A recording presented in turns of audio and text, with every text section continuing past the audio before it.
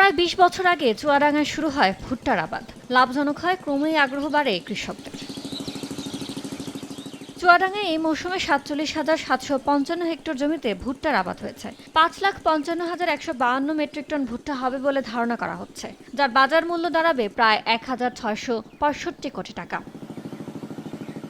সার, বীজ, কীটনাশক, জমি তৈরি সহ প্রতি বিঘায় খরচ হয় ১৫ থেকে ১৮,০০০ টাকা, আর ফলন পাওয়া যায় ৩৫ থেকে ৪০ মণ, যার বাজার দর ৪০ থেকে ৪৫,০০০ টাকা। ২০-২৫ হাজার খরচ হয়, দেখা যাচ্ছে ৫০,০০০ পাওয়া যায়, ৪০-৫০ মণ ফলনও হয়। অন্যান্য ফসল আমাদের তেমন খুব একটা লাভজনক নাই, ভুট্টা চাষটাই লাভজনক আর কি। ভুট্টাটা দেখা যাচ্ছে হাজার খানিক করে দাম হলে কিছু টাকা হয় দেয়। ভুট্টার চাষে আমাদের খরচও কম হয় এবং রোগ প্রতিরোধের ক্ষমতা ভুট্টার বেশি। ভুট্টার উৎপাদন বাড়লে কৃষকরা আর্থিকভাবে লাভবান হবেন বলে জানান এই কর্মকর্তা। আমরা ভুট্টাকে যেভাবে এগিয়ে নিতে চাই, এর পাশাপাশি যে ভুট্টার যেন ধানের জমিতে ছড়িয়ে বিস্তৃতি লাভ না করে সে ব্যাপারে আমাদের সজাগ দৃষ্টি রয়েছে। সরকার সে ব্যাপারে সচেষ্ট রয়েছে।